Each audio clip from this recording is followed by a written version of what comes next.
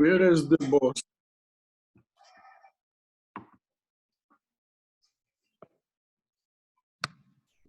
Hello, everyone. We got Hey, Charles Charles. and Susan. How we doing? Happy? We're heading toward the end of the day. Yes, we are. It's nice that that's happening, right? Anybody getting anything done? You're outside on your deck? I am outside. Yeah. Such a nice day out, you know. I mean, it's Beautiful. not really sunny. It's just a little bit breezy, kind of nice. Yeah, a little breeze. It's just a very nice day. Yeah, not too hot, not too cold. Right. I don't think it's going to rain on me. I hope. Not till later, I don't think. Well, it's not supposed to, they say. It's supposed to be cloudy today. Overnight, I think overnight into morning. Oh, is it? Okay. Yeah. Yeah. All right. Well, You know, at this point, I've just washed the pollen off everything, so. Oh, well. Anyway. Right. Anyhow, okay, so, gee, there's a whole 6 of us here, including Gene Goldstein, who got here. Yay! Yeah, congratulations. Yeah, only free day. Yay! Hey, you know, you're here. That's all that really counts, right? So, Got it. anyway. What better way to spend it, right? Right. You got that right. Yeah. So, did all of you receive my email about No, a... I did not. I did. Yes. I got it, but I just read it, so it's going to take me a few minutes to comprehend. Okay. Yeah. Yeah. Maybe All right. I did. Let me look again. Pardon, Gene? I don't think I got it. Well, I sent an email about maybe an hour ago Okay. about setting up. No, I didn't. I haven't been on the phone. Okay. Well, anyway, I just sent out Yeah. an email basically saying I would like to set up a Zoom appointment with you guys, like a Zoom call. Just a short one. It came at 1:07. Okay. I was eating. I didn't get the message yet till now. Yeah, that's fine. Okay. But at some point, you know, I would like to get you on a Zoom call, one-on-one, and Got it. let you kind of talk about those 3 questions, okay? Okay. And then record that and then share that on the 17th with folks, okay? So that's what's happening with that. So just let me know, and I will set up I'll read it when we get through with the yeah, it's with fine. the thing. But I didn't look an hour ago. Yeah, it's fine. Okay, no hurry. All right. At any rate, so we got some stuff to look at today. So let's jump into it, and I guess we will get started. Let's do a share screen. I'm a little slow today, so let's see. There we go. Okay. All right. So everybody see a drawing. Right. Okay. Of a baby and a lady, a mom holding the baby. Okay. All right. So this is John's drawing. And this is from Friday, for those of you who attended. And so, you know, John's been working on his drawings for a while. And I think what I'm going to do, John, is I'm going to thumb through them real quick and let everybody kind of take a look at them. Okay. Okay. And This one I consider my Modigliani. Your Modigliani? Yeah. Yeah. Okay. All right.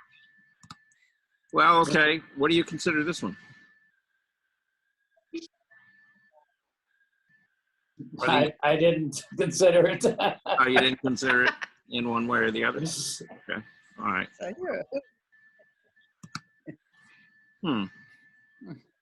So these are the 4 drawings that he submitted.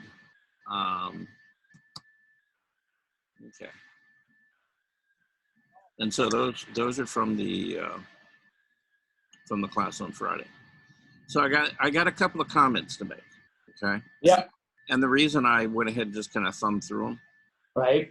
is because they apply to all of them. Okay. Okay. And I figured we could just save a little bit of time Sure. by kind of cover them all at once. And okay. So when you first started doing this, you know, one of your big challenges at that point was to begin to get proportions, right? You know, Yes.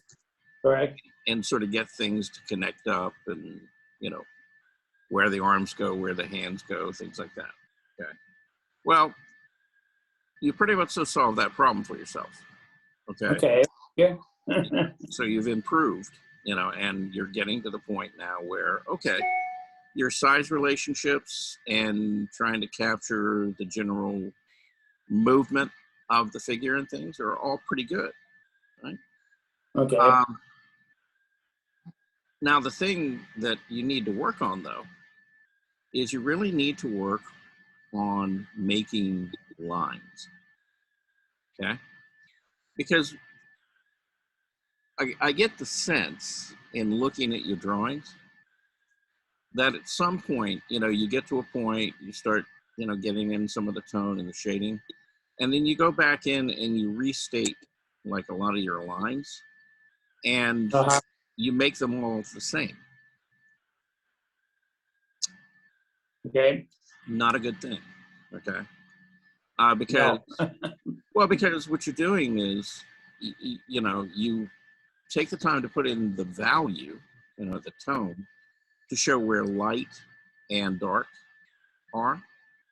Yes. And then you go back in and you flatten it all out by kind of making a consistent outline, and particularly along the outside edge of your drawings, okay?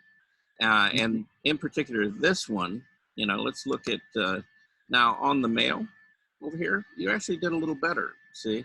You get a sense that the light is coming in from the right-hand side because, again, look, you know, you didn't go back and reinforce that line, okay? And so you've got a little more variety in this drawing, okay? In the other drawing, the male, again, sort of the same thing. You know, you kind of went back in on the legs a little bit, but, you know, overall, yeah, you didn't overwork it. And you've kind of done the same thing with her shoulders, you know, where, again, they're kind of about equal. So, yeah.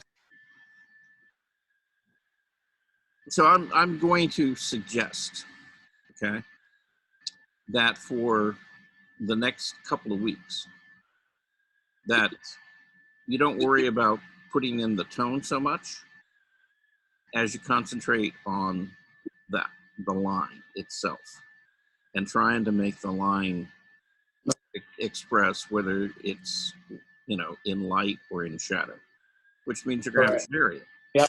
Yep.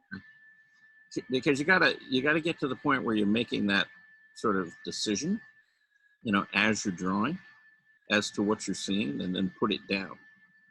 And I think in my mind, I keep thinking that the dark outline makes it seem to come more forward than, and that's why I think I just end up outlining.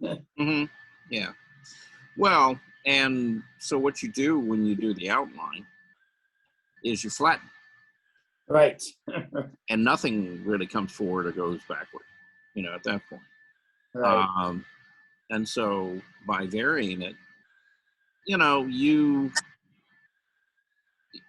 may be able to, you know, push some things forward by emphasizing, you know, the lines, but the main thing is pay attention to where light and shadow are, okay?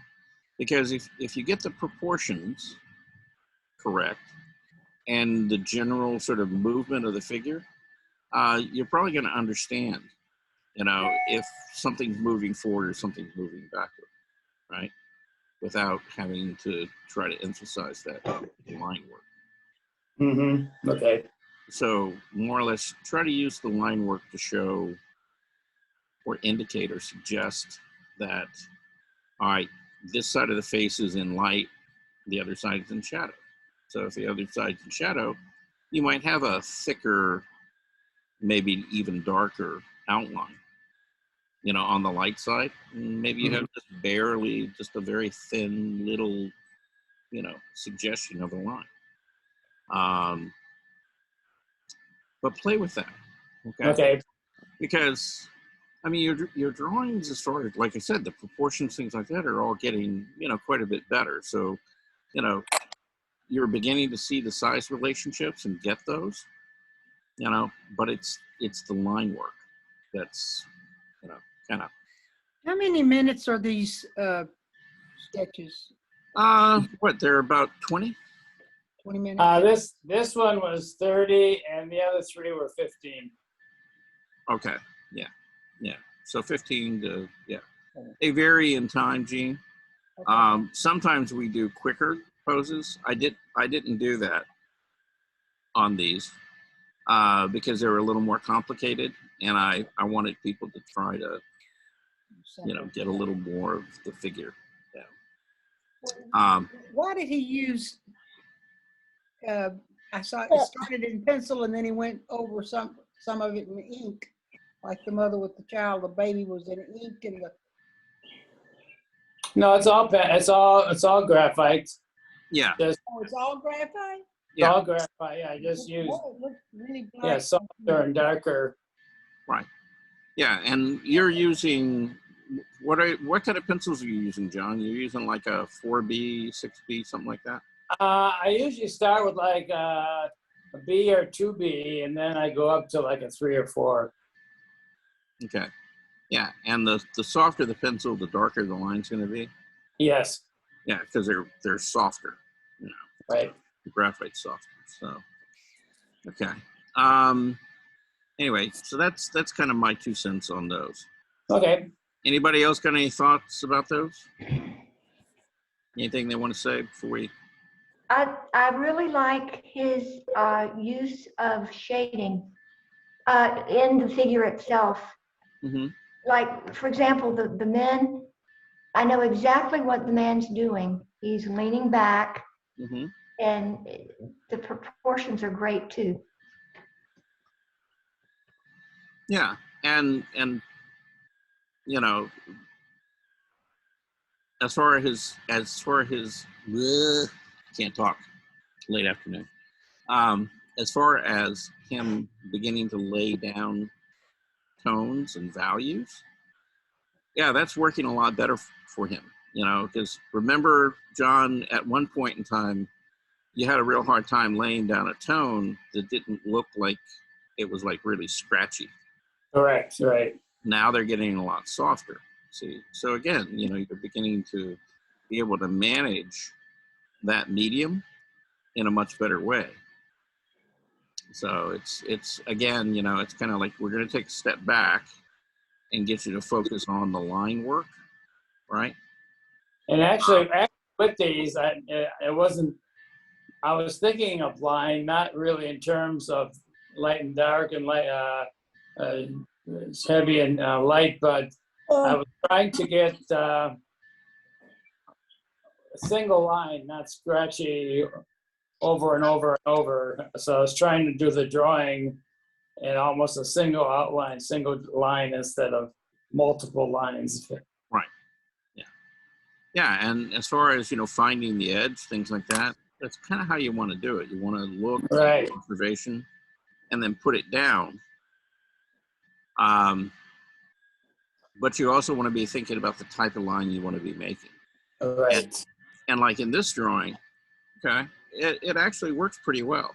See, you've got a good indication that the light is coming in from the right, because all of the line work over on the right hand side of the figure, Yep. and even on this side of the leg, it's generally, you know, lighter or not as thick and or as dark as the shadow side.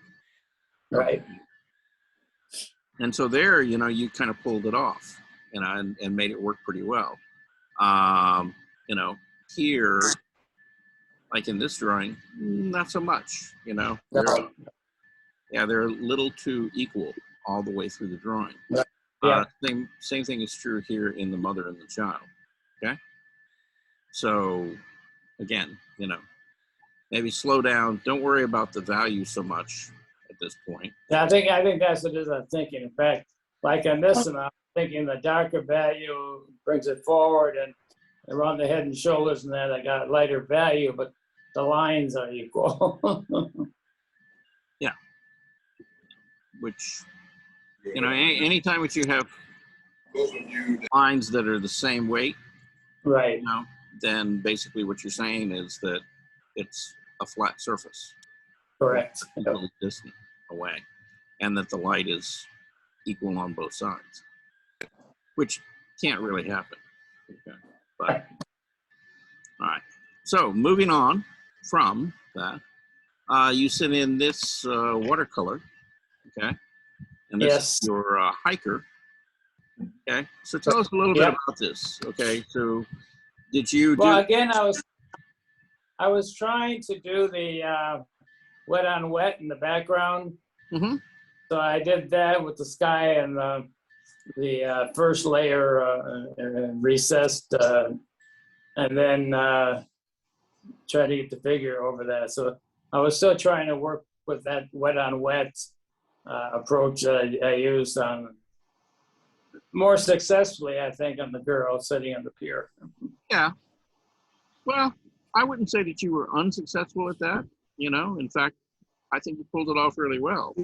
You got some really nice depth. You're breaking up a little. Okay, I'd say you got some really nice depth in the composition. Okay. Oh, it's telling me that my connection is unstable. Yep. Okay, I wonder why that is.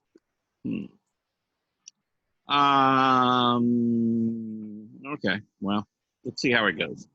At any rate, so like I say, I think the overall effect is really nice in this painting. And your composition in it, I think, is really, really good and strong. You've got, the landscape moving back in the distance. You're using the water, as a way of kind of pulling you back through, back to the background. Your figure is breaking the horizon line and creating kind of an interesting shape. And, your eye gravitates to the figure and then moves back into the landscape, pretty nicely. Okay. As far as your values, your colors, things like that, all those work, really pretty well. In a couple of cases, like, for example, the hillsides or the trees or the mountains here, Right. the color is real similar to that path Right. and to the foreground. Okay. Yeah. Yep. And the thing is, they're similar, but at the same time, the color back here in the background on these hillsides, a little bit softer, a little more muted, not as intense. So again, it sits back pretty nicely. But you kind of use the same color here along the shore, on the ground that he's standing on, and back in here, and the pack. If it were me, I might think about taking one of those. Either I would mute down or maybe cool down the temperature in these hillsides back there just a little bit. Again, so that it's different and more muted, particularly between this area and the reflection or the ground area right here. Yeah. And I would probably recommend doing these rather than the things that are closer to you.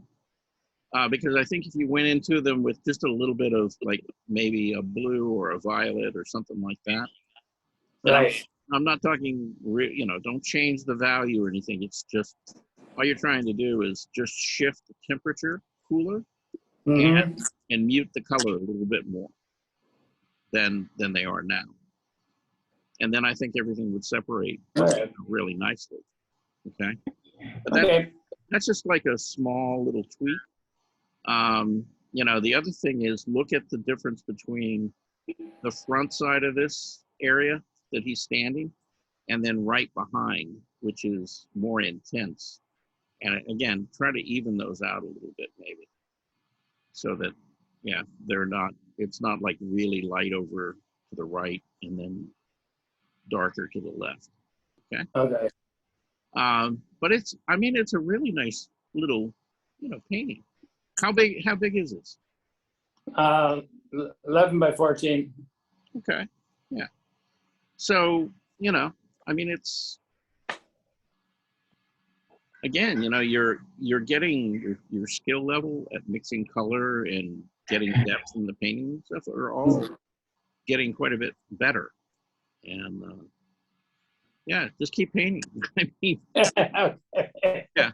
I guess my question is now, did you use a reference for this, or? Yeah, the reference was the guy was standing on. It was a lot further in the distance. He was way far back on a mountain. Thing. There was more landscape, and he was just sort of way off in the distance. So I just switched it around and moved him forward as the subject. As I say, I was trying to play with the wet on wet background. Mm-hmm. Yeah, yeah, and that part, like I said, you've gotten down. Now this guy is a little bit less dramatic than the one that you did, say, for the girl. Okay. Right. Because it's a lot softer and a lot more diffused than that stuff. Right. But again, for what you were trying to achieve, and it works really nicely. And in a way, it's nice that it is as soft as it is, because if it were more dramatic and you had a few more defined shapes in there, it might actually compete with the landscape. Okay. And the sky not being the focal point, but the figure, I think it works just fine the way it is. Thank you. Okay. So that's John. And then next we have Jean. Yeah. How am I doing at this point? Am I still breaking up, or are things kind of? Still breaking up a We're little. breaking up. I don't understand a word. You don't understand a word?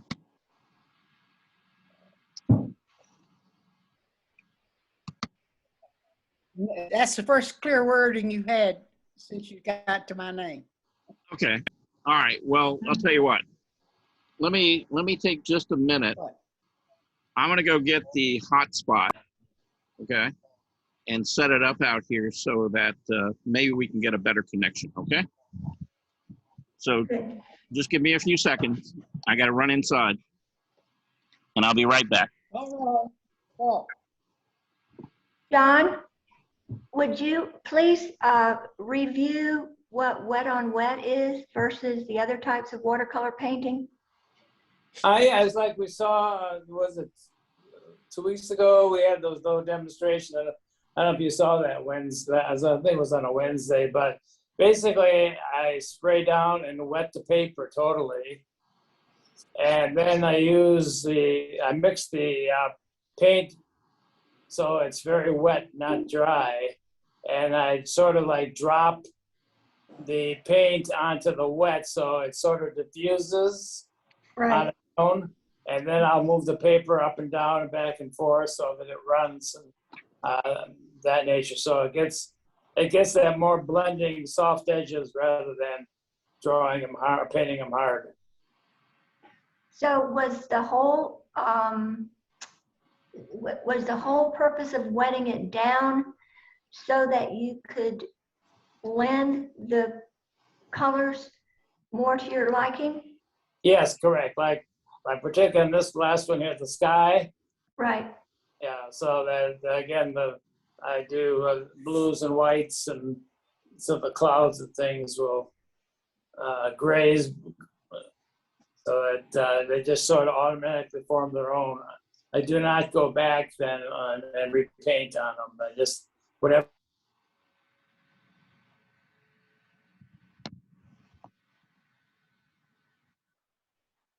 but Right. by using it all wet, the watercolors will sort of fuse together. Yes. Okay, thank you. Okay.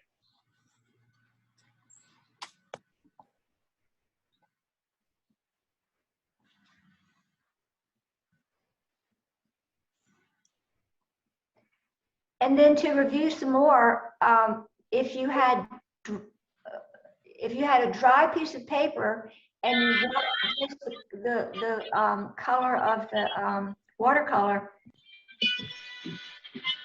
is there any advantage to that? I didn't quite get the question. So if you leave your paper dry and you just wet the paint in your watercolor container and then put it on the paper like that, you won't get the diffusing of the colors. Correct. Yeah, you get sharper lines. Okay. Which, like, say if I was doing a sky, you would really see an outline of a cloud. Okay. So dry paper and wet paint gives sharper lines. Right. Okay, thank you. John, did you use smooth paper or a rough paper for your? It's a medium. It's 140 pound cotton. Okay. It was cold pressed paper, not hot pressed paper, right? It's cold pressed watercolor paper. Yes, right. Okay, I think I'm back. Yeah. All right, so hopefully that will help. I'm connected to the hotspot, so. All right, can you hear me now, Gene? Yes. Okay. Absolutely. Yeah. Good. So far so good. So far, so good. All right. So let's see if that holds true. Okay, so you sent this painting in. Right. Now, this is a watercolor. Is this correct? Yes, it's watercolor. Yeah. I think I put it on the UPO paper. Uh-huh. Okay. All right. So if you would, explain to everybody what UPO is. UPO is a watercolor paper that's very slick. It's almost like wax paper when you paint on it. Mhm. And it lets you create. I love the way it creates the bubbles like from the seals. Yeah, That type. that's cool. That's really cool. It's kind of difficult to work with, though. I imagine. Everything slides. Yeah. You almost have to do it dry, really dry. Right. Well, and one of the things with UPO is that, and one of the reasons that artists really like it is the fact that it doesn't absorb into the paper Correct. like it does traditional watercolor paper. So so anytime that you get an area wet, the paint is going to move. It's just going to, because all the pigment seems to sit on the surface, and as soon as you get water on it, it all kind of reactivates. So I think a lot of people. Interesting, though. Yeah. I thought it was interesting. I just like the effect that it had. I don't use it a lot, but I tried it. Yeah. Well, and it's I've seen it used quite a few times, and people who work in watercolor, they either love it or hate it. It's like one of the two, and there's no in between. But I think those people who like very kind of loose, kind of spontaneous looking work really like it, because the color is always bright and very clean looking, and you see a lot of the brush strokes and the movement and stuff in the final painting. So so it comes down to just an aesthetic choice of what you like, and as Gene was saying, yeah, working in watercolor, I think it is, again, if you're kind of like one of these people who can put it down the first time and and leave it alone and just be very kind of spontaneous with it, I think it's fine.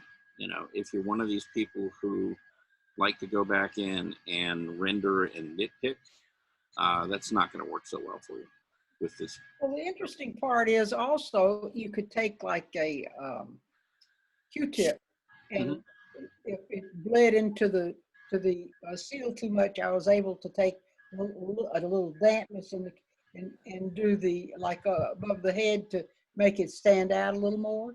Right. So you're able to really take away a whole lot easier than you put on. Right. Yeah. In fact, you could. Project, that was all. Right. Yeah. And in fact, you could have probably done that painting, and you may have, by just doing a gradation, you know, and having like more dark blue at the bottom and lighter at the top, and then come in with a Q-tip or a brush and just lifted out the shapes for the seals. So is that what she did? Did she lift out the shapes of the seals, or how? No, I painted the shapes in, but where it needed to be a little lighter, I lifted out. Yeah. How did you lift it out? With a Q-tip? With the damp Q-tip. Q-tip, yeah. Oh, okay. Huh. Yeah, and I mean, in fact, I like the effect of like the bubbles that it made. And I don't know how that evolved. It just, when I put the paint down, it spread like that, and I left it. right. Cool. I Yeah. like it.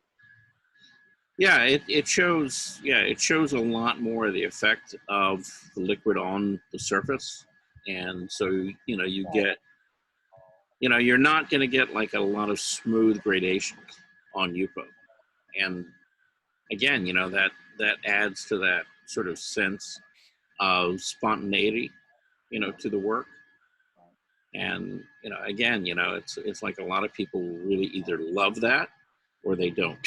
Yeah, it's just, you know, so I just don't like to do the same thing all the time. I always experimenting to do something a little bit different. Yeah, and with the subject matter that you chose to do this with, pretty good. and all, yeah, I think it's a great solution. I mean, it worked out really well. It's a beautiful piece. So, now how big is this, Gene? This is like 12 by 16. Okay, all right, so it's kind of medium size. Okay. Yeah, and did you work with like?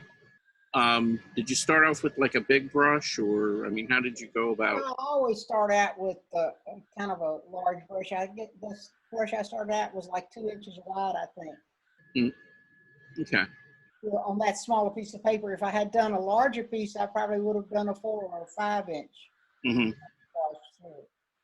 Okay. Well, yeah, working big brushes, that's always the best way to go. You know, get the biggest brush you can get, you know, and work with it. So, all right. You also sent in a landscape.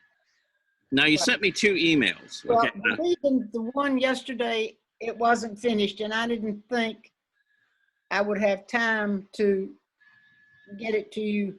And the second one, the one I sent today, was I finished the grasses and changed the color of the tree on the right hand side. Okay. So then this is the finished one. Yes, the last one I said, that's the finished. The other one did not have the grass on it at all. Okay. All right. All right. Yeah, I was, you know, I hadn't really looked at them side by side, Right. you know, until just now.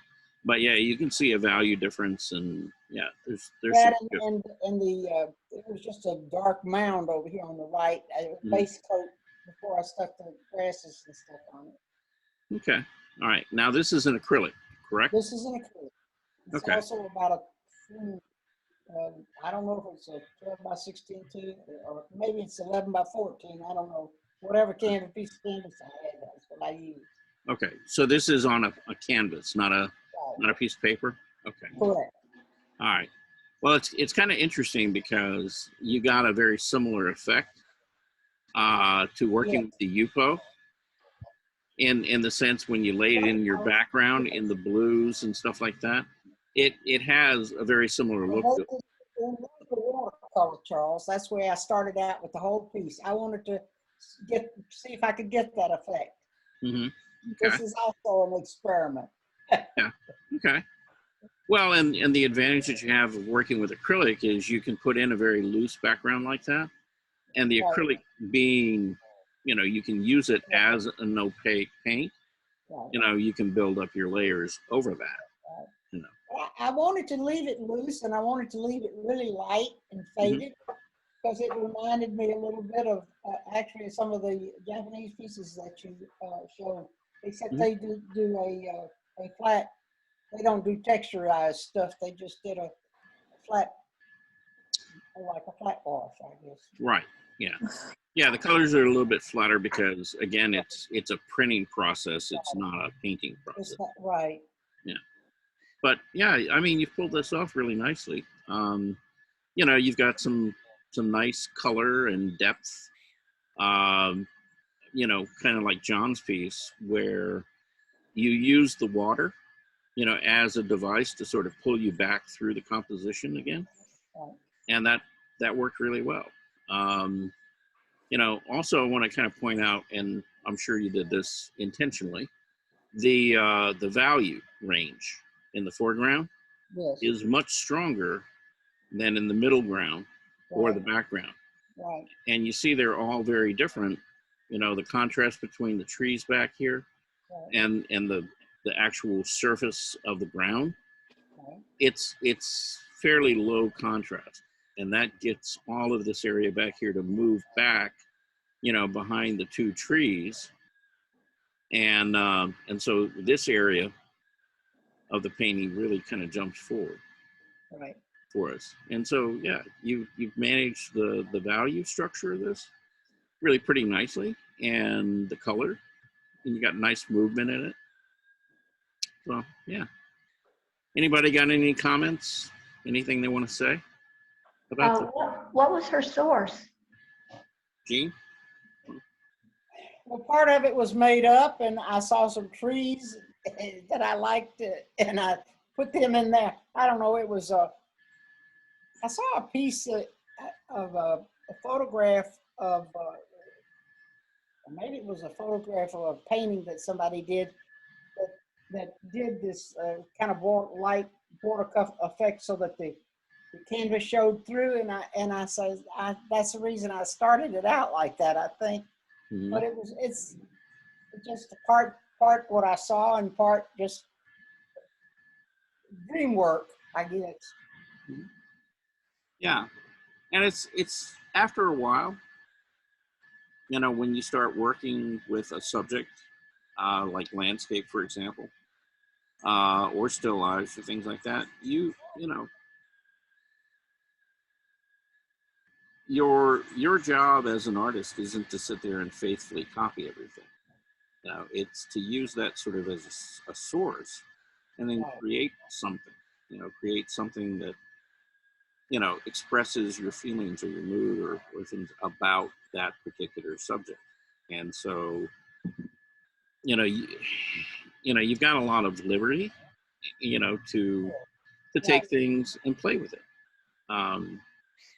Even in the process of drawing, you can do the same thing.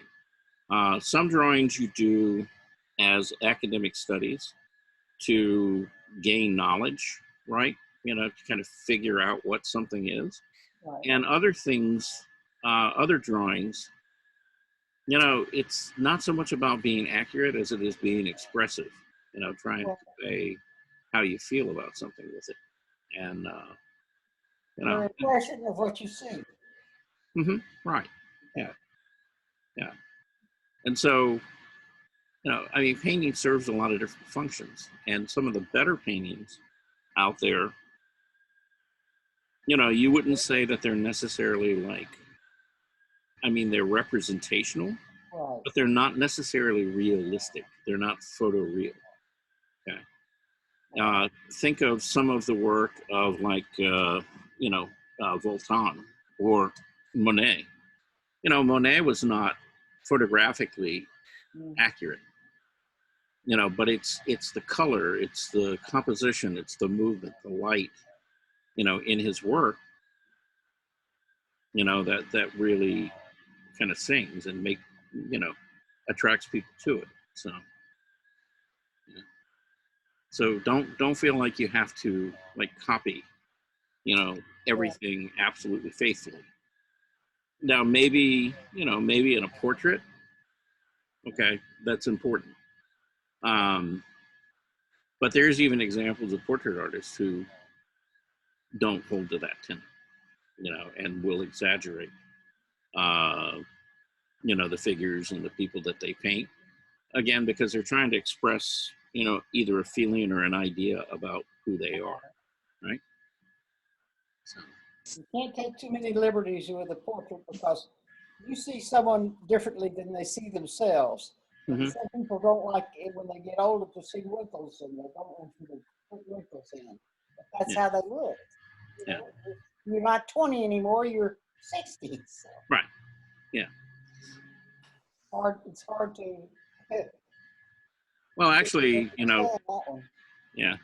I mean, some people, and I've had this issue myself, is because you're trying to be accurate.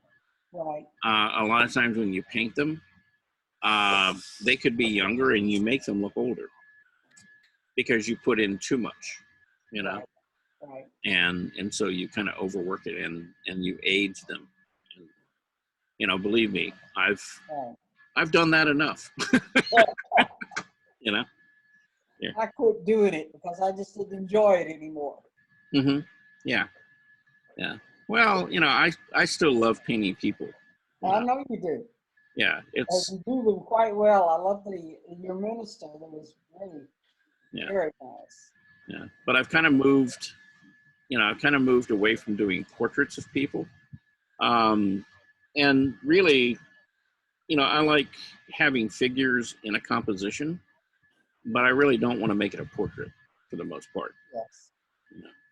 It's more, it's sort of like some of the Impressionist paintings where they had people, but it wasn't supposed to be a portrait of that person. So. I sent you last week or 2 weeks ago several different abstracts. Did you get them?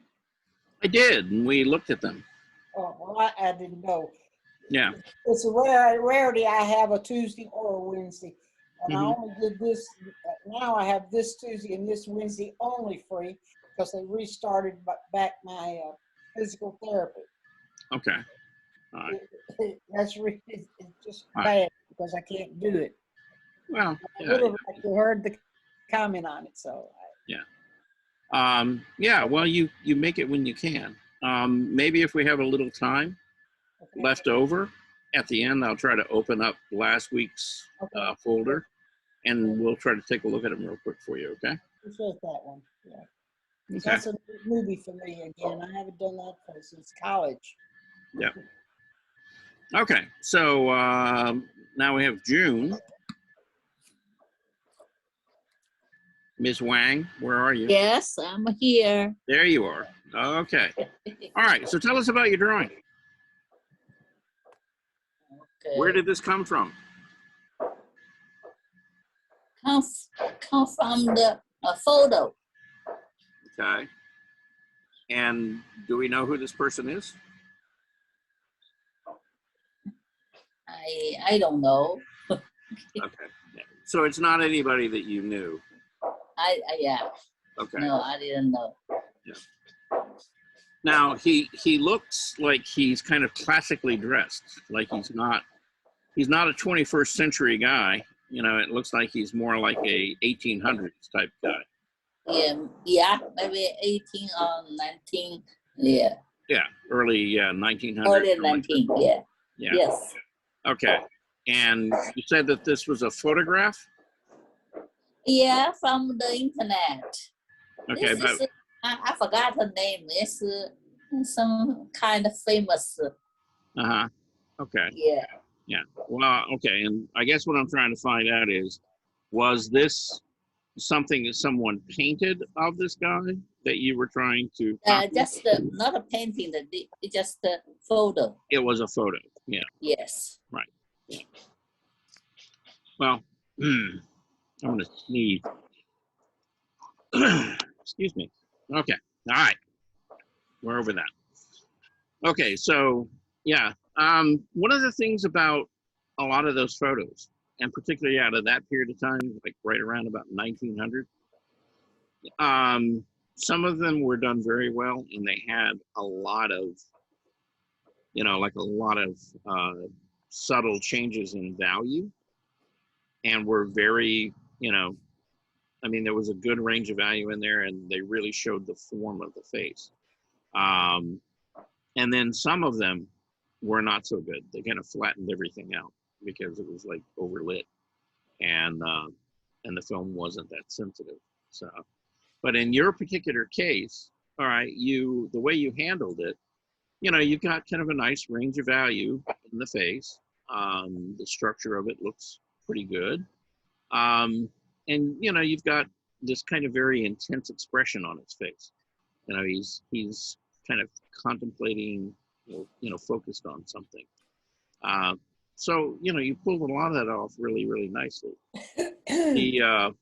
As far as keeping your focal point, on the face itself, you did that really well, because the line work, like in his jacket, in his arm, and his hand coming up to his face, seems to be a little softer, and you kind of focused, really right in the mid portion of the face itself. That's where your strongest contrast is. That's where your sharper lines are. And so all of that worked out pretty well for you, in the drawing. Thank you. Yeah. On your figure, okay, like your mom and the baby from Friday, okay? Yeah. Again, you've been working with trying to lay down tone and keep it fairly soft. And, again, you pulled that off pretty well. Now, your proportions on her, not really way off or anything like that. They're pretty close. And you got a nice contrast, like I said, between what's in light, what's in shadow. So overall, again, the drawing works pretty nicely. Again, I was talking to John earlier about varying the line. And you have a habit, and you don't do it all the time, okay? But every once in a while, it's like when you're drawing an arm. Let me find where my cursor is. Okay. It's like the line work here and the line work there. They get real even and real equal. Same thing with the leg. Yes. And you see, you've got the value on the leg, and if the line were different, let's say this line were much lighter, and this line were what it is, right? Then that leg would have felt like it was round, okay? But the way you've got it, these are almost equal, and it flattens that leg out, see? Same thing with the upper arm up here.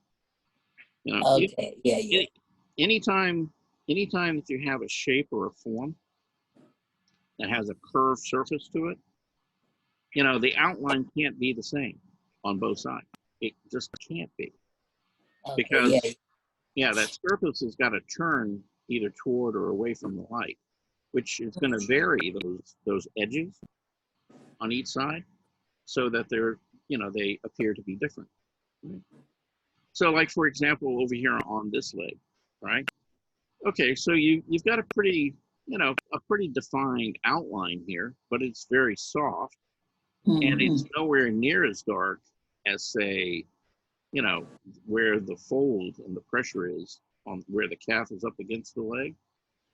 And so you see this begins to feel round, where this one doesn't, see? Okay, got it. Yeah. So again, you're always trying to look at that edge. And the question you're asking yourself is, okay, what kind of line am I going to make to express what I'm seeing? And then what's really going on there? Is that part of the arm and the leg, is that side in light or is it in shadow? And do I see a sharp edge or do I see something that's kind of soft? And that's going to tell you the type of line that you need to be putting down there, okay? Okay. So just slow down, Oh. try to make better observations, right? Now with this drawing, okay, he kind of did, you know, some of the same things. Okay, again, the value overall is working, you know, really pretty well. As far as, you know, the line work, you got some variation on this one. On this one, not so much. Okay, on the torso, it works because again, you've got this kind of compression going on, and then you've got light, you know, hitting this side. So again, it's a little more dimensional than parts of your other drawing. And but again, you know, think about, you know, again, what that line has got to be so that you can express, you know, what you're seeing. Okay. Yeah, with this guy, okay, you did better on him. See, you didn't, you know, you didn't treat the line so much equal. You probably could have gone. You probably could have gone like a little bit darker, like around like this, right here under this leg. See, because all of his weight is right there on that bench, and so you know he's probably going to have a darker and a heavier line in that area, and that would have made Okay. it Yeah. Yeah. made it feel like there was more weight, you know, pushing down, you know, on that hip. Okay. Okay. Yeah, and then this guy, again, you know, you kind of went back and again these lines a little bit equal. So, you know, it's your proportions generally are pretty good. It's like vary that line though. Okay. Really. Okay. Really think about when you get to that edge, what does that got to be, right? And I know, you know, either working from life or trying to work within a short period of time, it's a challenge, you know, because you're just trying to get the whole drawing down on the page, you know. So, but Yeah. that's, you know, but that's how you get better is you force yourself to work faster and look at those things and make decisions about them, you know, as you're putting them down. Okay. Can I have a question? Is there almost another face in that? Or is that just my imagination? You mean in the tennis player? And yeah, like underneath his arms? Oh, yeah, it There's looked a like, face? yeah, it looks like something transferred off the other side of the page. See, that's what I was talking about, Oh, you know, okay. like working with Prismacolor pencil, because you don't have to worry about your drawing on the left-hand side of the page or the right-hand side ending up on the other side. And that's what happens with like graphite, charcoal, Conte, unless you spray them, fix them, and then you put a slip sheet in between them. Okay. Yeah, I just was wondering. Yeah. Okay. Yeah, they will migrate. Yeah. And so yes, we have what's on the other side of the page, you know, on this side too. So, you know, Okay. welcome to a sketchbook, right? All right, Rebecca. All right, I'm here. Okay, so these are your drawings from Friday. Okay, and again, you know, your proportions and, you know, getting the movement of the figure, things like that, they're all getting better. Okay, you're trying to vary the line, you know, and I can see where you're trying to be very conscientious about what type of line you put down. You need to work with that pencil more about how to use it and vary it. Because the way that you're doing, you know, you're building up the dark or something, is you're going back in and you're restating it. It's like you put it down once and you go back and hit it 2 or 3 more times to like build up the dark, rather than when you're putting the line down, you know, changing the pressure or the angle of the pencil. Yeah. And so it kind of shows, so it kind of shows up, you know, that way. So, and, you know, the other thing is, along with going back and restating it, you know, if you'd put that line down, just try to use a lighter pressure Okay. And don't press so hard. Right. Other than areas where you really see shadow or something like that. Mm-hmm. So it's, again, just work with trying to get more variety Okay. in the types of lines that you can make. Okay. And particularly, try to practice with the pencil of really laying the pencil down, on the side and getting like those broad kind of soft strokes, Okay. that you could have actually done, say, here at the back of the arm, right? Right. So you could have put that line down, but if you would have come off that shoulder just with kind of a very fine line and then laid it down just a bit and turned it, Right.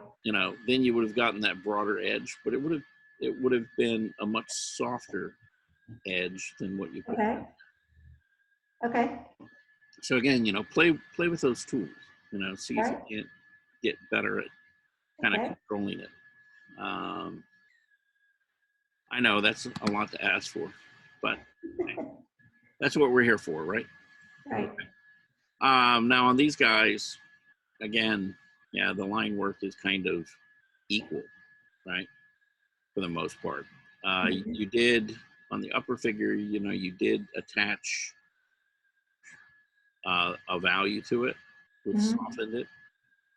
But again, you could have just varied that a bit or made it a little bit lighter so it's not as strong as this side. Okay. And it would have felt like the figure was a little bit rounded. Okay. Would have told you a little more of where the light and the shadow were. Okay. All right. I found it very challenging to do the gentleman that was on the chair. Yeah. Well, first of all, you had kind of a combination of his figure was kind of at an odd angle, and you had a lot of foreshortening going on there. Right. Plus, you had the overlapping form of the arm, and it was coming way forward. Because that stick that he's holding, the pole, is not straight up and down. It's like up here where his hand is at the top was much closer to you, and then this was much further away because it was angled, but it was tipping forward. Oh, okay.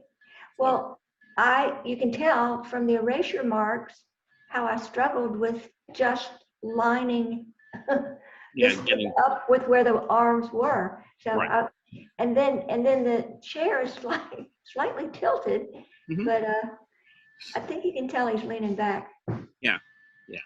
Well, you get the sense that he's more or less, I'm leaning backward or tipped over, to the side.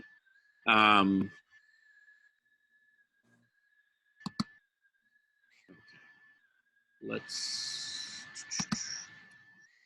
see.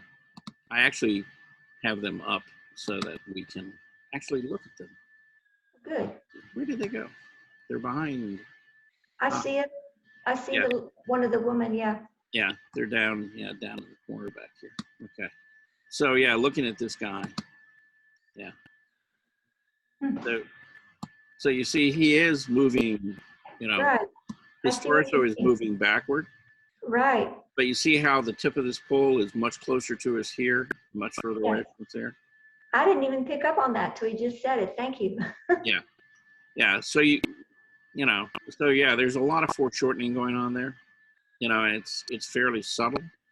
And Charles, if you were going to begin to draw that particular figure, that man twisted it as he was, where would you begin? Kind of where I start off all the time, which is I would, and I'm not finding an outline. Okay. Right. But I would make a mark up here at the top of his head, and I'd try to get that movement. Right. And it would be kind of a curved line that would be arching that direction. And then here at the hip, I'd move forward to the knee and then down. And so, see, that's kind of like one of the longer lines of the figure that would get me from his head to his foot. Right. It's that long, what do you call it? Not a contour line, but well, it's a gesture. Gesture drawing. There you go. Yeah. So it's just an indication of what the movement is in the figure. So then I could begin to break it down, you know, and be more accurate about my proportions. You know, how much is torso? How much is this leg to the knee? And then how far is it, you know, down to that foot? And what's the relationship of that foot to this foot? You know, how far away are they? You know, is this as close to me as this is? And the answer is no, okay? Because this one is closest to us. And the reason I can tell that is that if you look at where this is in the picture plane from the bottom, see, it's lower, right? Anything lower is going to be closer to us. You know, anything higher up is going to be further away. And the funny thing is that foot looks a lot smaller than the foot that's further away. Right, yeah, because it's turned more, yeah, it's Not where a this, foot, it's a side view, and this is a right, quarter. yeah, it's coming towards you more, Right. okay?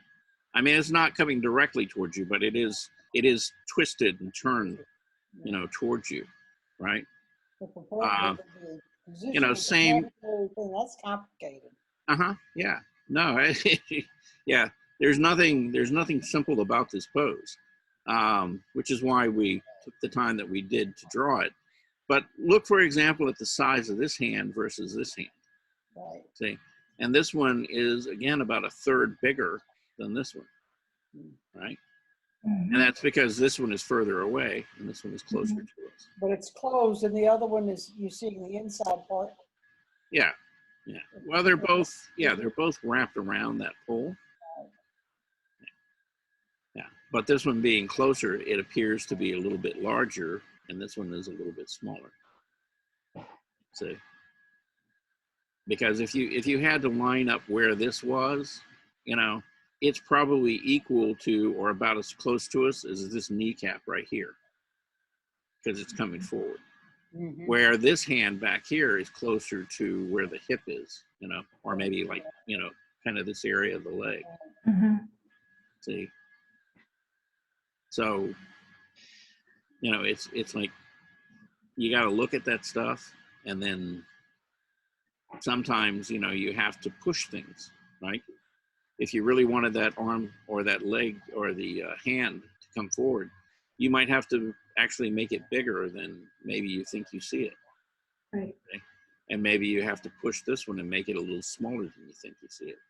Again, to get the effect in the drawing so that it reads, you know, and it feels, you know, three-dimensional.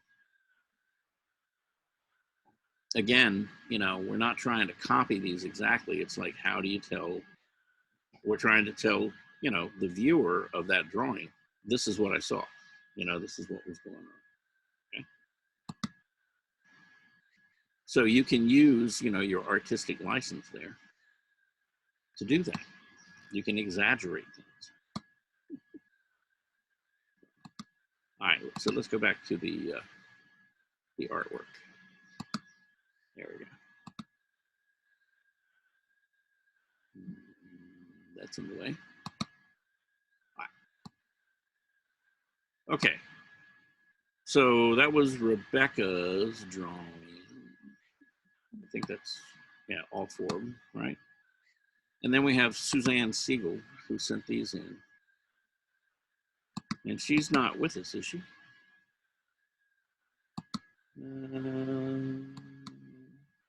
Yeah, I don't think so. Okay, yeah, she's not here. Okay. Is she sure, or is she in your class? Yeah, she was in the class. Okay, she was not online.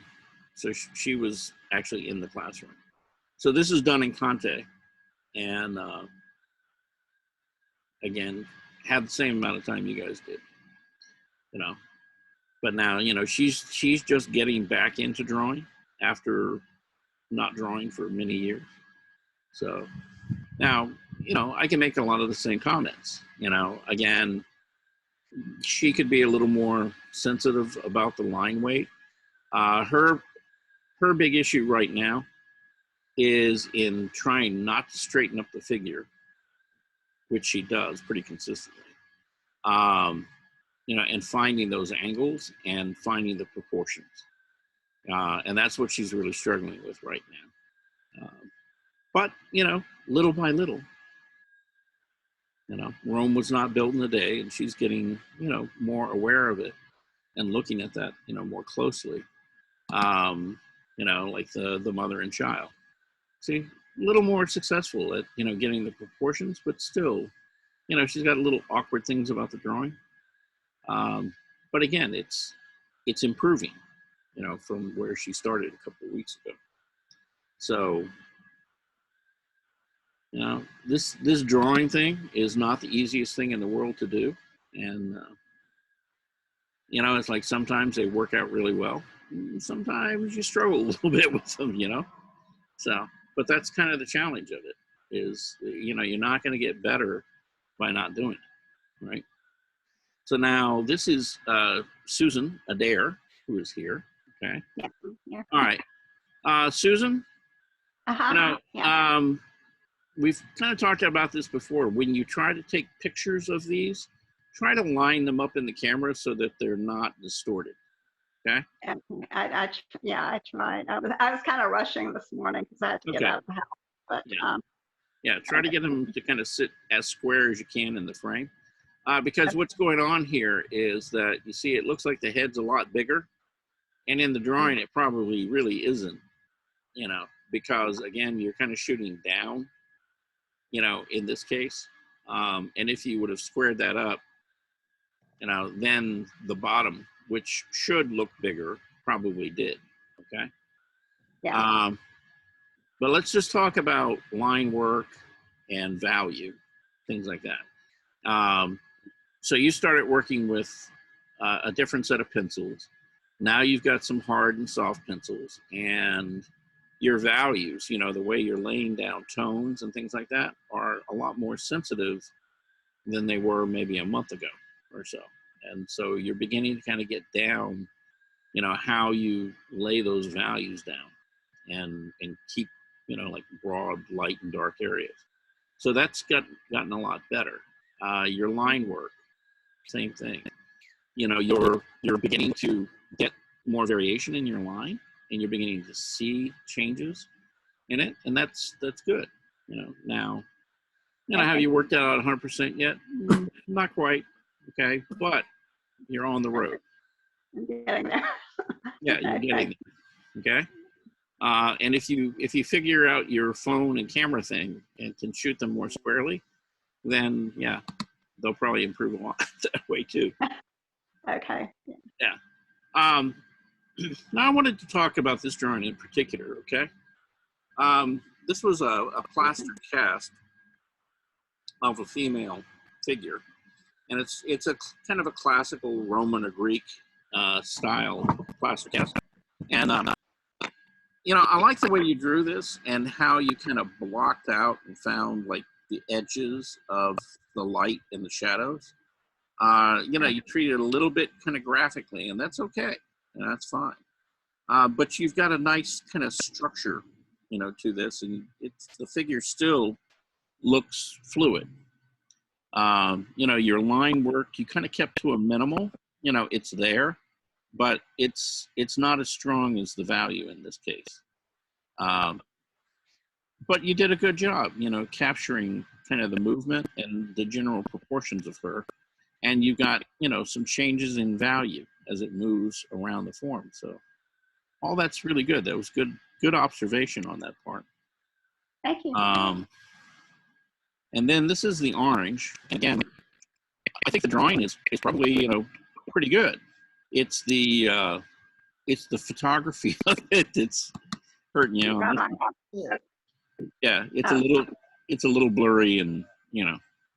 Yeah, like I said, I was rushing this morning to get Yeah. these two. So maybe Yeah, just allow yourself a little more time, you know, to actually photograph these, okay? Because I think the drawings are fine. Okay, and then we have the male figure here. Okay, now you've kind of straightened him up in this pose, where his upper body was leaned over much more. And so again, you know, just be a little more aware of those angles. And A little again, more you know, well, what, Charles? I couldn't hear what you the said. angles that you're seeing. Yeah. Uh-huh. Yeah, because you know, you have every once in a while you go back to that, even though they're leaning over, you draw them pretty much so straight up and down. Okay. And Okay. that's, you know, we all do that. You know, because that's what our brain likes. It likes vertical and it likes horizontal, and it doesn't like anything in between, you know. Okay.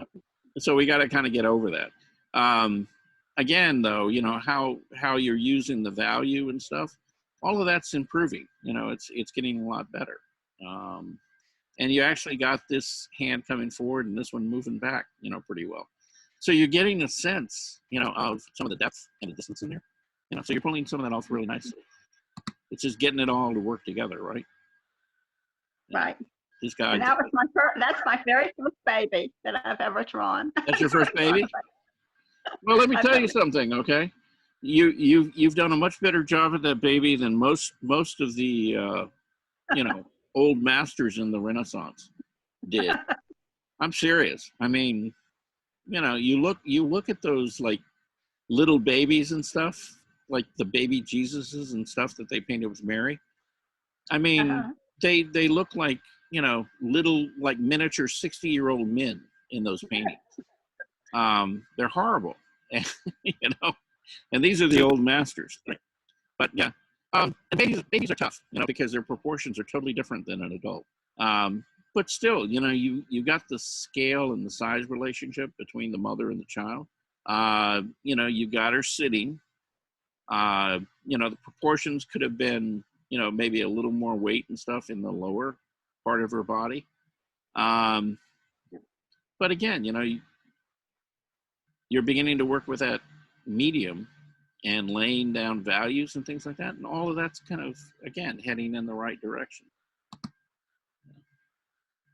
This one, you kind of struggle with the proportions a little bit as well.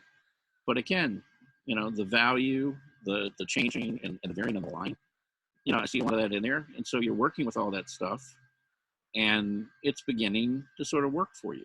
Okay. You just have to try to get it to where it's all working together and consistent. And that's the hard part. And the only way you do that is you just have to draw a lot, you know? Yeah, it takes it, you know, in learning how to draw, you know, when I went to the Academy of Art, I thought I drew pretty well. And they quickly proved me wrong on that, you know, and I found out I could improve my drawing quite a bit. And the only way I got better at it was I just did it, you know, like every day.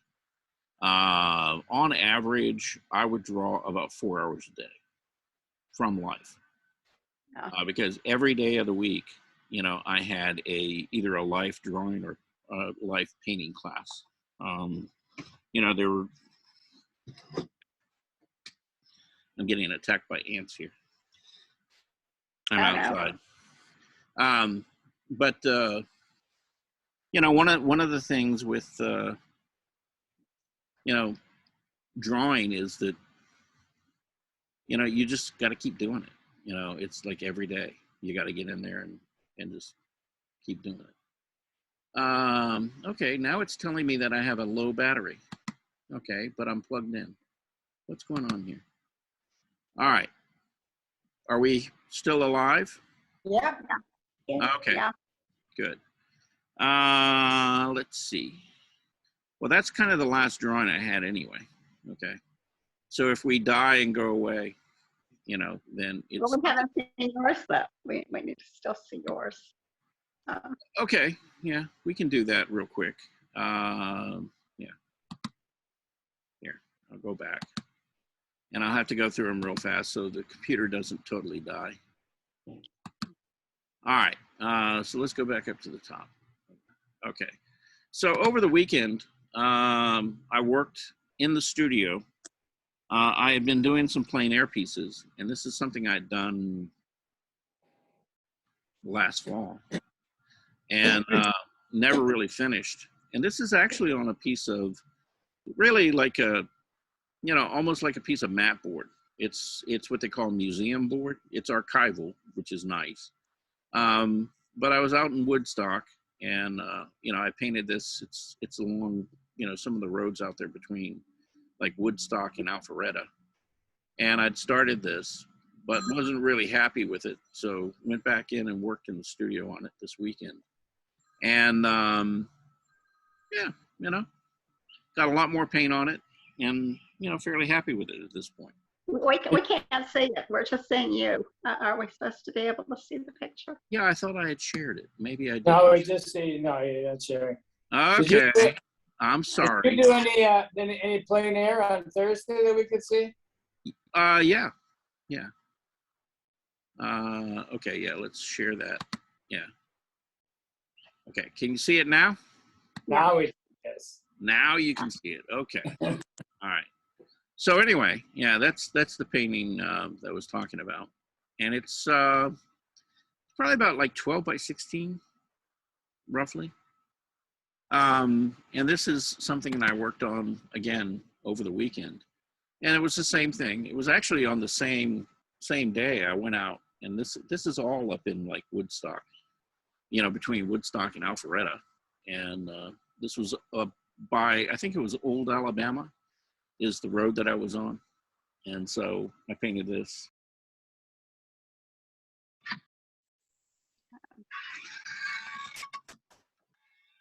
Okay, we went away. Sorry, hang on. I'm moving stuff so we can plug things back in again. Maybe get power and all that fun stuff. I think everything got too hot out there. There you go. All right. There we go. All right. Okay, I think we're good now. All right, so I'm indoors and we're plugged in. Can you see me now? Yeah. Yay. Okay, good. All right. Well, let's see. Share screen. Okay. All right. So now you can see the painting, right? Well, that's a different one. Yes, this is the second one. Right. Yeah. Yeah, we saw this one. Yeah. All right. Yeah. Now So again, both of these were painted when I went out, kind of the same day, and it's basically they're probably not more than about a mile away from each other. And again, this is along like Old Alabama Highway, up in like between Alpharetta and Woodstock. So I went and put more paint on here. Mainly what I did is I worked on the tree, and I changed it. I used to have the tree running off the top, and I didn't like the composition, so I painted out the top of the tree, so that the eye kind of could get to the other side here, and it wasn't totally black. But so a lot happier with this one now, and brightened up some of the color, the value. The issue with acrylic is, you're outside and you're painting, and you put it down and it looks really bright, and then by the time you get home, it's all turned dark. It's difficult actually painting outdoors with acrylic paint because of the color shift and stuff. It does give you some problems every once in a while. And how did you get the texture of the grasses? Well, actually, when I had laid it down, I had laid down a fair amount of paint, and then I kind of scraped through it. Yeah, I like that. Yeah, that's what it looks like. Yes. Yeah, to get the furrows, Right. Yeah. Interesting texture. Yeah. So it set up, kind of these lines kind of running back in perspective, and then I worked back over it with other layers of paint, So those remained in there, and they're kind of subtle, but they really help, give you sort of the sense of, the lay of the land itself. And then the last thing that I have up right now, this is from Sunday. We had a model over at Shane's, and I did a drawing of her. And I ended up giving this drawing to her, but it was kind of fun. You know, it's just a charcoal. And I probably took like maybe 40, 45 minutes to do this drawing. And it's in Conte. So, and then John wanted to see some of the plein air stuff that I had done. So I'm going to close this and I'm going to open. I guess you cannot convince your live class to send in stuff. Yeah, well, I've got some stuff I can show you, I think. Yeah. Let me get to that page. I'll be happy to show you what we were doing out there. Yeah. Where are you? Okay, right there. All right, so let's go back. Let's do a share. We'll do Facebook. All right, so this is my off of my Facebook page, and I'll just click on this. So this is the view. We were up at the top of Kennesaw Mountain, you know, and so Barbara went, and Bob was out there, and then I was in the middle over there, and we had a pretty good view off toward like the off toward Atlanta, which was back over here behind this tree. Anyhow, that's the painting that I did, and I'd gotten out there much earlier than they had, and so this was really morning before the sun came up, you know, really high, and you know, I kind of struggled with, you know, maybe changing it and trying to get the sky lighter and things like that, but I really like the effect of the light just coming over the horizon line, you know, in the morning. And so I kind of stayed with that, you know, for the rest of the day, and it was fine. So there's, and I had the acrylics out, you know, and there's my, this is called a Gorilla Painter Box. And it's like 12 inches wide, you know. So you can do like a 12 by 16, anything that's 12, you know, across will fit in there, you know, pretty snugly. You can do smaller, you know, but the 12 fits it exactly, so it doesn't move around a lot. And, you know, we had a pretty good day painting. You know, everybody got sunburned, you know, because we were up there at the top of the mountain. And as you can see, as the day went on, there were like no clouds really in the sky. And it got pretty intense. And we left there just a little bit before like 3 o'clock. But it was, you know, it was a good day. You know, it was a good day out there. We had a lot of fun. Would have liked to have seen, you know, more people come out, you know, but yeah, it is what it is, right? So, all right. Did that kind of answer your question, John? Yeah. Yeah, I'm always curious to see what's done in the classes. Yeah. Yeah, well, I haven't gotten a copy of Barbara's. She wasn't finished with hers, and Bob wasn't finished with his. So, you know, I'm kind of hoping that they'll send them in so we can share them at, you know, one of the Tuesdays coming up here fairly soon. Let's see. Somebody's got a question. This is Rebecca. Johns Creek in North Atlanta is horse country. Yeah, maybe you can find. Okay. Yeah. If you go up toward like Lawrenceville, Stone Mountain, Right. and if you go up like Alpharetta, Right. now there is some horse country over toward Johns Creek, but if you go between, say, like Alpharetta and Woodstock, Mhm. you know, up to like I-20 that Right. crosses over from Cumming. Right. You know, you're surrounded by horse farms everywhere. Right. Well, I was recently at Scottsdale Farms Nursery Mm-hmm. and had a beautiful gallery, Mm-hmm. and they were horse pictures. Yeah. And this is in Johns Creek? I think it's either there or Alpharetta, but it's a very famous nursery, enormous nursery. They've got like 60 acres. Mm-hmm. And I was there for a meeting and hadn't been there in years. And Okay. they've expanded so much that they now have a cafe and an art gallery. Yeah. Okay.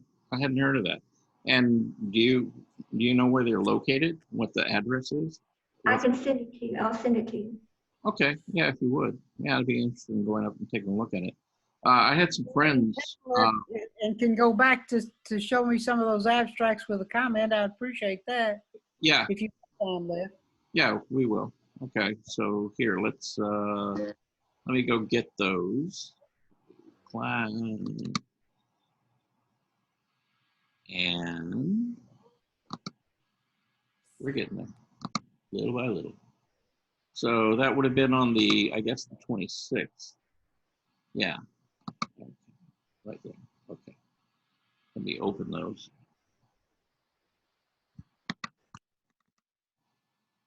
All right.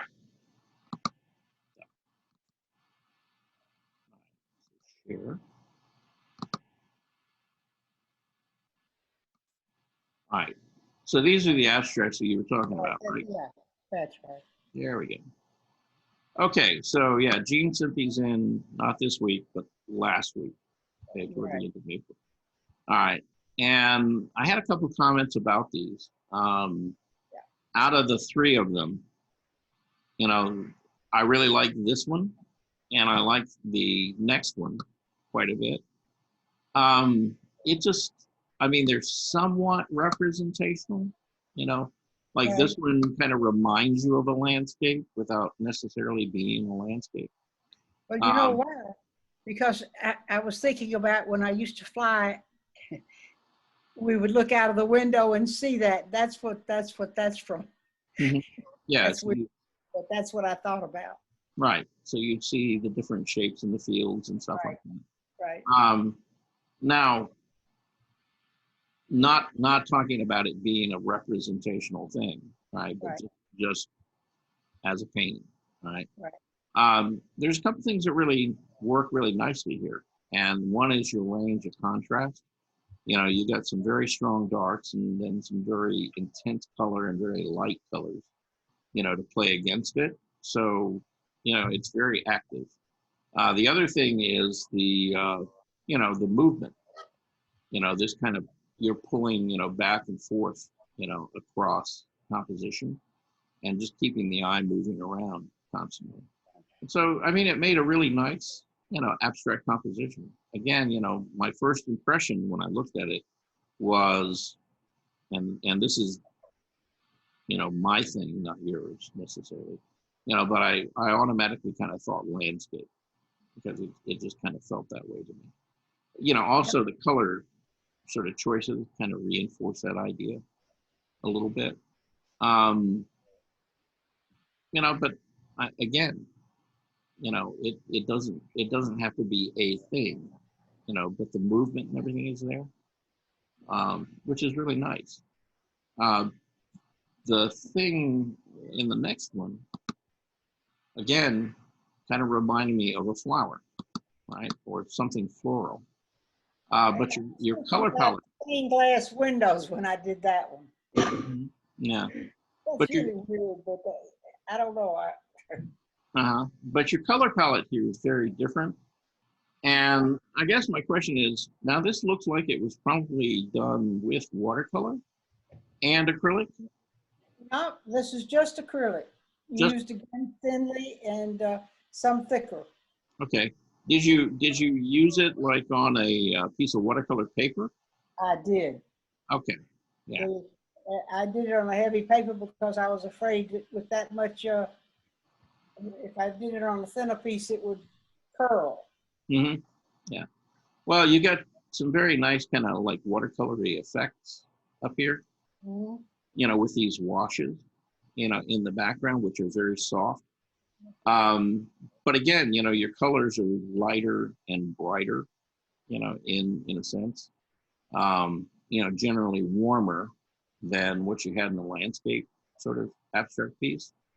And then you've got, again, really nice high contrast between, these sort of flatter white shapes against the color itself.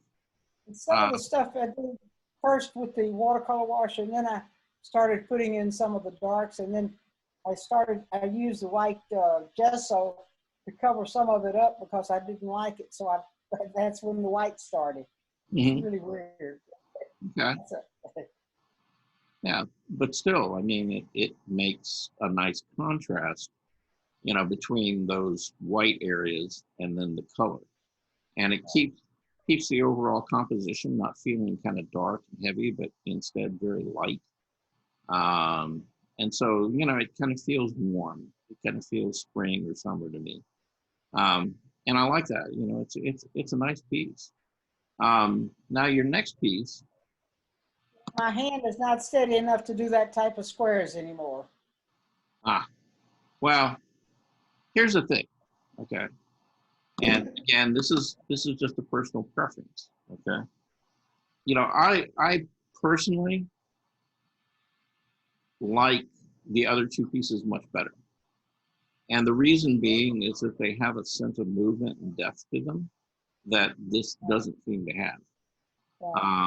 Now you've come back in, you've got, like a nicely painted background that's very soft. And then I guess, what this kind of reminds me of is Pete Mondrian's work. Are you familiar with Mondrian? No? It was just a so-so thing. I couldn't figure out what I should have done or could have done. Yeah. When I, my hand's just not steady enough any longer to do anything like that. Yeah. I was surprised because a lot of the pieces that I've seen have linear stuff, going all around it. Yeah. And I mean, you could use like the outlines and things like that. I mean, you can do whatever you want, really, but in an abstract piece, you could use those outlines, and that's fine. But it's like, do you see the difference between the other two pieces in this? This is kind of flat. There's a lot more movement. I love movement in my pieces. Yeah. But this was more static.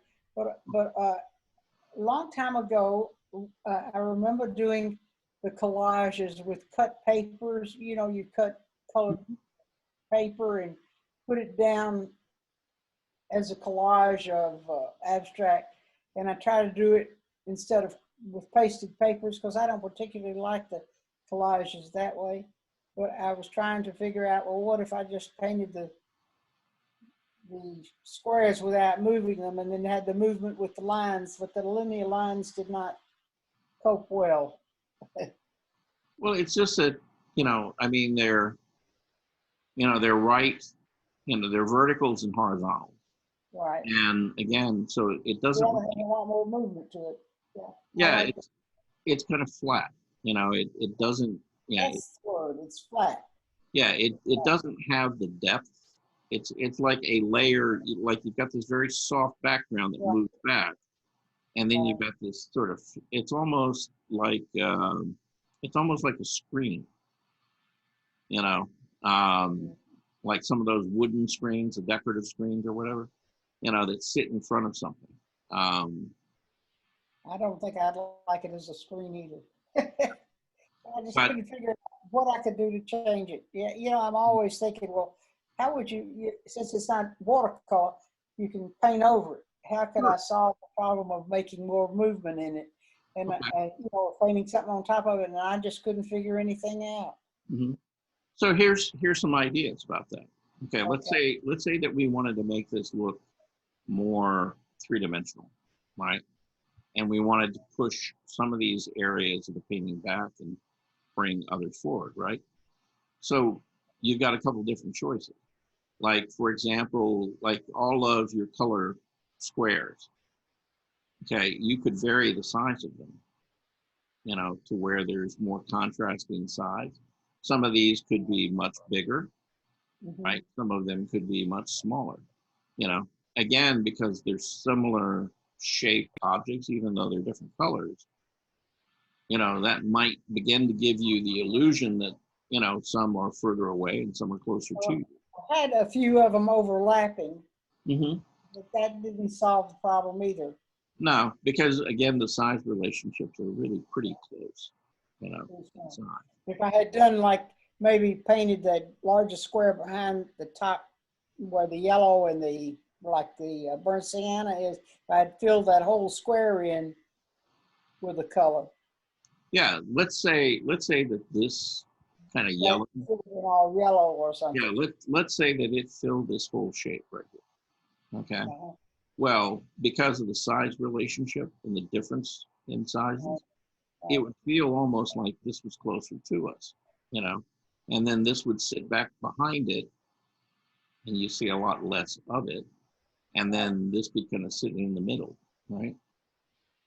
The other thing you could do other than changing the size relationship is rather than having these outlines move horizontal and vertical, you could change some of the angles. You know, maybe some of them can be vertical, but instead of moving diagonally, or not diagonally, but horizontally across the page, you know, maybe it moved diagonally, right? Back to something else and then connect it. Again, sort of giving you more of this illusion of being three-dimensional rather than, you know, all on one plane. So there's lots on top of that to see what I could change now. That's yeah. kind of make some of them even what I call a round shape or a oval shape or something instead of all squares. Well, you could. Okay. So here's what I would recommend to you. Okay. All right. You know, until you figured it out, I wouldn't paint on this anymore. I would do a little thumbnail or a series of thumbnails and make some changes to them and play with it. And then the thumbnail that you feel works the best to get you the effect that you want. I might get bored with it and just throw it out without doing anything. Yeah. Yeah. Yeah. You always have that option, but I mean, if you really want to solve this, right, you know, then play with it some more. But I would go back to the thumbnail stage and do that. And you don't even have to use color. You could just do it in black and white, or you could do it in pencil. You know, you don't have to spend like a lot of time finishing anything. But just work it out, you know, work out the composition of things. And when you get that to begin to work, you know, then pick up the brush and the paint and color and start, you know, making whatever modifications to it you want to do. Okay. all right. That makes sense? It gives me another idea. I'll just tripsolate through that. Yeah. Thank you. Well, yeah. I had a teacher when I was at the Academy of Art. His name is Pat Haberman. And he would have looked at this, and if I basically had the same kind of, you know, challenge that you did, you know, what he would tell me is that basically I would have to start looking at all the different colors that I've mixed in here. And I'd have to begin to figure out how I want to modify the color to get it to either come forward or move backward. And so the only way that you can do that is with either value or the intensity or temperature, right? So if you start thinking in terms of, you know, lighter, warmer, intense colors will move forward. Cooler, muted, darker colors will generally move back, right? And so if you just kind of use that as a framework to work with, see, you know, then you can begin to push and pull some of the space by, you know, just using color, if that's what you want to do. but there's, like I said, without changing the color much, you could change the actual compositional elements of the size relationships, the angles of those outlines, things like that, and probably achieve the same thing. So there's lots of different ways of getting there. Okay. That's very, yeah. I'll think about that and Yeah. change. Yeah.